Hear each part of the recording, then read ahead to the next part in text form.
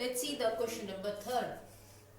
The length and the width of the rectangle are consecutive odd integers and the perimeter is 168 centimeter. Find the length and the width of the rectangle. Okay. This time हमें क्या पूछा जा रहा है कि आपको length और width ये पता करनी है, मतलब दो वैल्यू पता करनी है. ठीक है.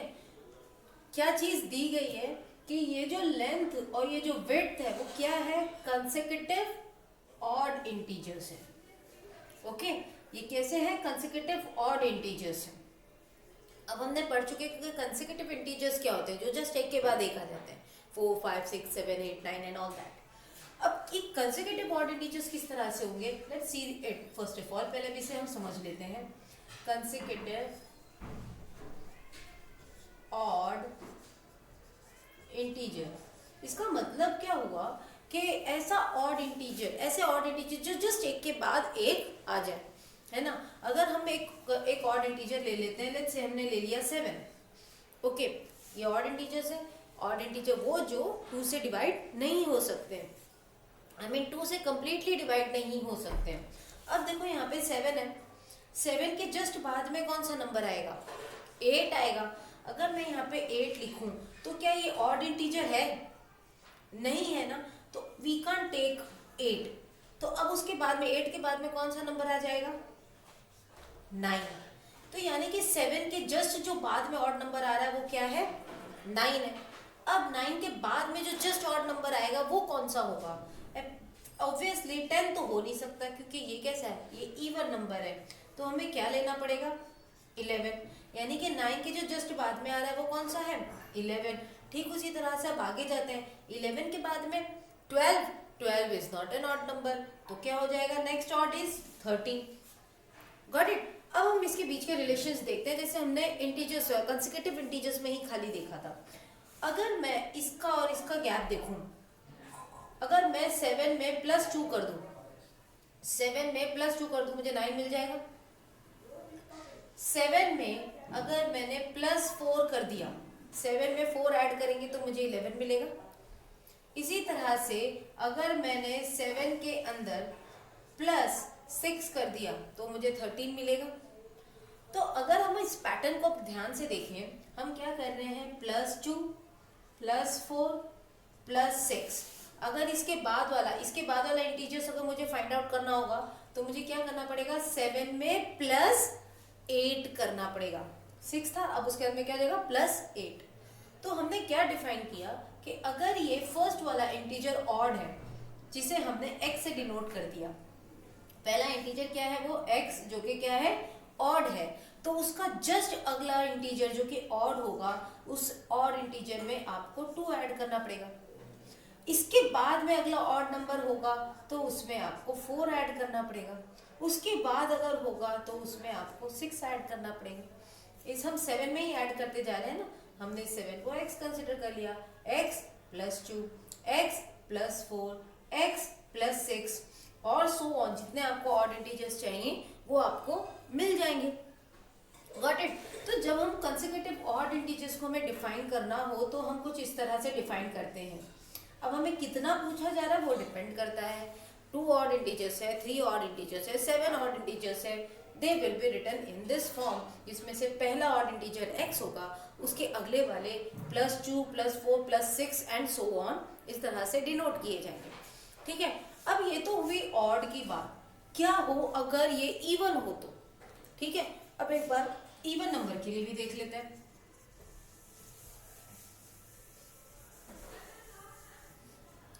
लेट्स टॉक अबाउट ना इवन इंटीजर्स जो कि कंसेक्यूटिव होने चाहिए. ठीक है. हमें कंसेक्यूटिव इंटीजर्स, हमें कंसेक्यूटिव ऑड इवन इंटीजर में से सबसे पहले हम ले लेते हैं लेट्स से 8. ठीक है. 8 के बाद में जो अगला इवन इंटीजर होगा वो कौन होगा, क्या वो 9 होगा, नहीं. क्यों, क्योंकि 9 क्या है, ऑड है और हमें क्या चाहिए, इवन चाहिए. इसीलिए 9 नहीं, उसके बदले नेक्स्ट क्या होगा, 10. इसके एक और आगे जाते हैं कि अगला इवन इंटीजर कौन सा होगा. इसके बाद में देखते हैं हम 11. 11 भी इवन नहीं है, तो उसके बाद में कौन सा नंबर है फिर, 12 जो कि इवन है. और आगे चलते हैं नेक्स्ट विल बी 60। अब इनके बीच का गैप देख लेते हैं। 8 में अगर मैं +2 करूं तो मुझे 10 मिल रहा है।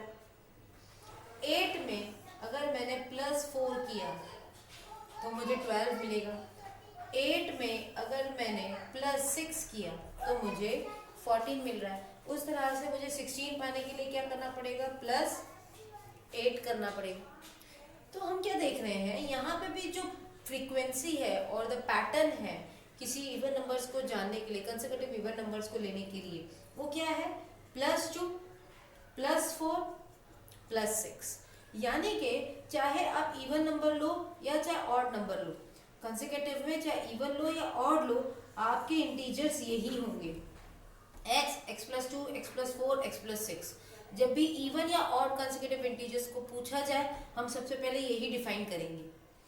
ओके और अगर सिर्फ कंसेक्यूटिव इंटीजर्स होते, ओनली कंसेक्यूटिव इंटीजर्स, तो पहला x होता, फिर x +1 होता, फिर x +2 होता, फिर x +3 होता एंड सो ऑन। जब कंसेक्यूटिव सिर्फ इंटीजर्स पूछे जाए जो जस्ट एक के बाद एक है, इवन ऑड से उसका कोई सेंस नहीं है, 3 4 5 6 7 8 अगर इस तरह के इंटीजर्स है, 31 32 33 34 इस तरह के इंटीजर्स हैं, तब हमें इसे डिफाइन करना है। और अगर ऑड या इवन पूछे जाए तब हमें इसे डिफाइन करना है, पहला x +2 x +4 x +6। Okay so let's now do the question according using the odd integers. Let me erase it now.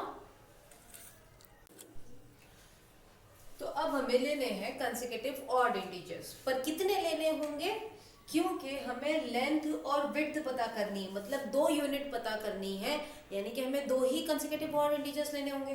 तब हम लिखेंगे let the 2 consecutive odd integers are, वो 2 ऑड इंटीजर्स किस तरह से है, पहले हमने लेंथ ले ली, लेंथ हमने मान ली अगर x है तो उसकी विड्थ जो कि अगली कंसेक्यूटिव इंटीजर्स होगी वो भी ऑड में, तो x +2। ओके तो हमने यहाँ पे सबसे पहले तो ये डिफाइन कर लिया है कि x क्या होगा। ऑलराइट अब आगे क्या दी हुई है, यहाँ तक इन्फॉर्मेशन वी हैव यूज्ड, क्योंकि हमें ऑड इंटीजर्स पूछा गया था वो हमने यूज कर लिए। अब उसके बाद में क्या कह रहा है, द पेरीमीटर इज 168 सेंटीमीटर। अब ये पेरीमीटर किसका है, ये पेरीमीटर है रेक्टेंगल का। So we are going to use the formula for the perimeter of the rectangle. So हम लिखेंगे since perimeter of rectangle is equals to 2 into L plus B. I hope you remember this formula which we have done in the previous year also. Now we will substitute all the values over here. Perimeter of rectangle given है 168 is equals to 2 पहले से ही है हमने लिख दिया। Length we have already taken as x plus breadth is nothing but the width। आप चाहो तो breadth की जगह पे width भी लिख सकते हो, w भी लिख सकते हो, it will not create any problem क्योंकि width या फिर breadth एक ही चीज है। ओके हमने width लिख दिया, वो क्या है x +2। यहाँ देखो ये L है, L और ये complete ये x +2 क्या है, आपकी width है। ठीक है अब देखो यहाँ पर ये जो 2 है, और let me just include one more steps otherwise you'll get confused। अब देखो यहाँ पे x plus x है ना, क्या है x plus x, same term है with the same variable with the same power। Same term जो लाइक टर्म होते हैं हम उनको ऐड या सब्ट्रैक्ट कर सकते हैं, और लाइक टर्म होने के लिए क्या जरूरत है कि उनके वेरिएबल सेम होने चाहिए और उनकी पावर भी सेम होनी चाहिए। तो x और x को ऐड कर देंगे तो कितना मिल जाएगा, 2x plus 2।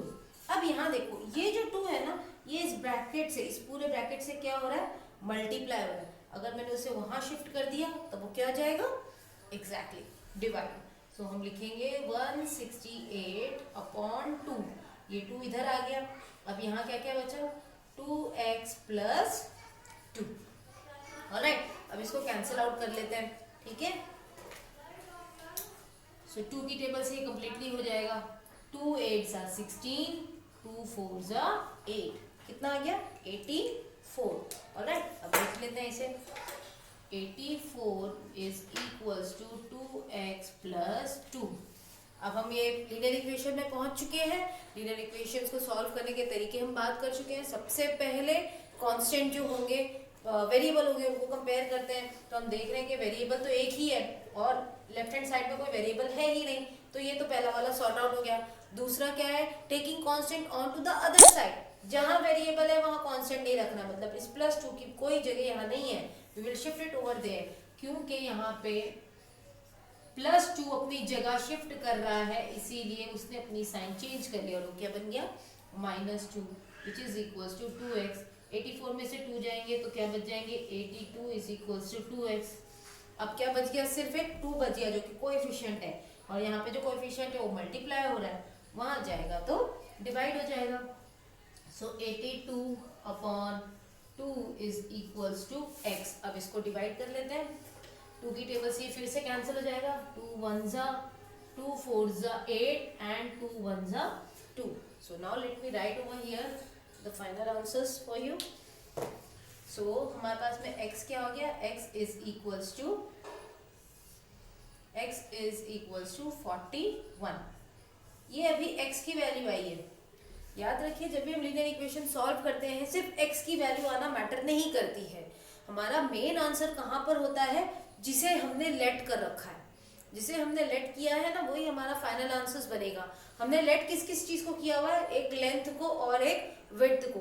तो लेंथ क्या है आपकी x, तो हम लिखेंगे therefore length is equals to x which is equals to 41 centimetre. Centimetre क्यों लिखा है, क्योंकि पेरीमीटर भी सेंटीमीटर में ही है। और विड्थ है आपकी, विड्थ हमने क्या ले रखी है x plus 2। So x plus 2 which is equals to 41 plus 2 which is equals to 43। और यही है आपका फाइनल आंसर। आपकी लेंथ भी मिल गई और विड्थ भी मिल गई। और अगर आप देखोगे तो 41 एक ऑड नंबर है, और 41 के जस्ट बाद में जो नंबर आता है ऑड नंबर, वो क्या है 43, जिसके बारे में कहा गया है कि वो कैसे नंबर है, consecutive odd integers. So this was your answer for the question number 3, sorry।